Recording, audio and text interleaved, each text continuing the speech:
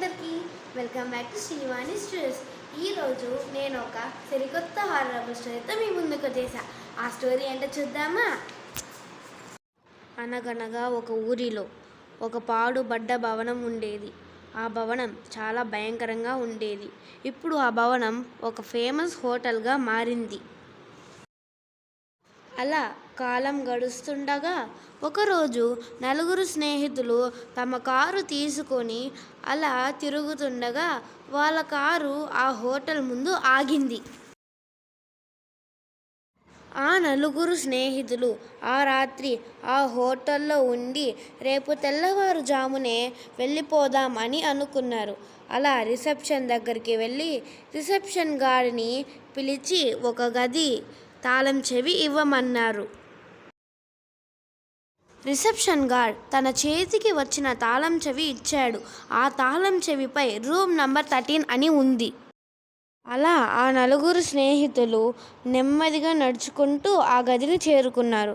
ఆ గది తలుపులు తెరవగానే కరెంటు పోయింది. నలుగురు స్నేహితులు, కరెంటేగా, మన ఫోన్లో ఉన్న టార్చ్ని ఆన్ చేయండి. స్నేహ, నీ ఫోన్లో ఉన్న టార్చ్ ఆన్ చేయి అని చెప్పింది ఒక స్నేహితురాలు. అలా ఆ స్నేహితులు లోపలికి వెళ్ళగానే కరెంటు వచ్చింది. అందరూ ఫ్రెష్ అప్ అయ్యి డిన్నర్కు సిద్ధమయ్యారు. డిన్నర్ చేశారు. అందరూ పడుకోవడానికి వెళ్ళిపోయారు. అలా ఆ నలుగురు స్నేహితులు పడుకోవడానికి వెళ్ళిపోయారు.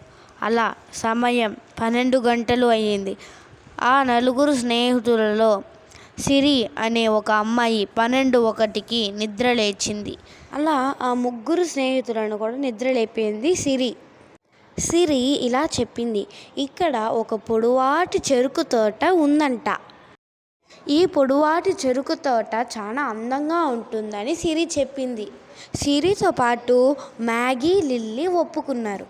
కానీ పింకీ ఒప్పుకోలేదు. పింకీని ఎంత బ్రతిమాలినా తను చెరుకు తోటకి రావడానికి ఒప్పుకోలేదు.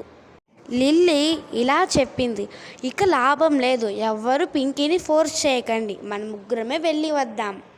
ముగ్గురు స్నేహితులు చాలా ఆనందంగా ఆ చెరుకు తోటలో ఆడుకుంటున్నారు.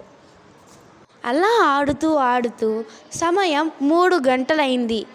లిల్లీ, ఇంకా బయలుదేరదాం, పింకీ ఒంటరిగా ఉంటుందని చెప్పింది లిల్లీ. అలా ముగ్గురు స్నేహితులు నెమ్మదిగా నడుచుకుంటూ వాళ్ళ గదిని చేరుకున్నారు. మ్యాగీ డోర్ ఓపెన్ చేయగానే రక్తంతో నిండిన రూమ్ని చూసి మ్యాగీ కళ్ళు తిరిగి పడిపోయింది.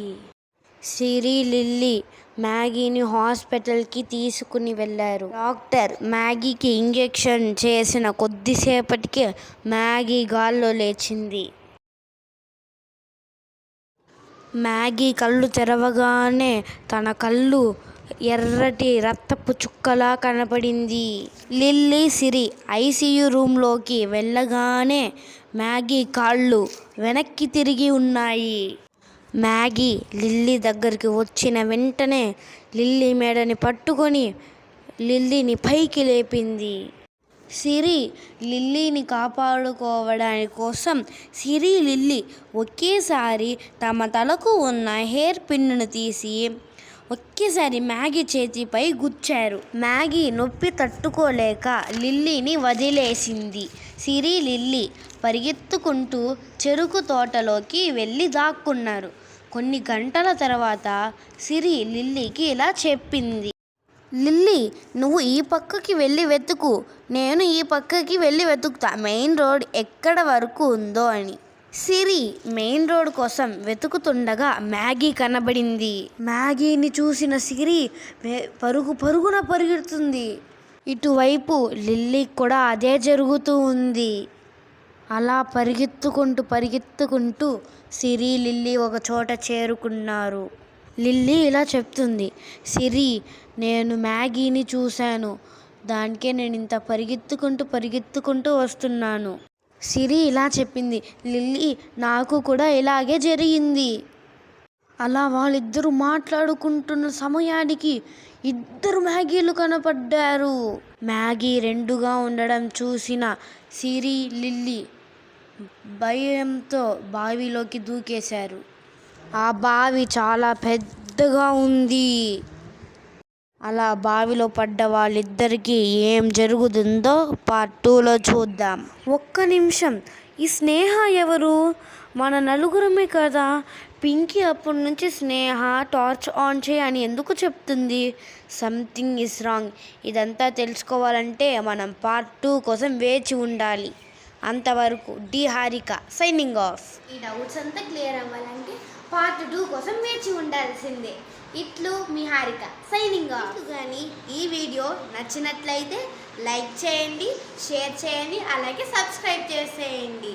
మీ కామెంట్స్ కోసం నేను ఎదురు చూస్తూ ఉంటాను. فليب براك يا اخي دوس عندي خوش فصله يا اخي تفوز والله خوش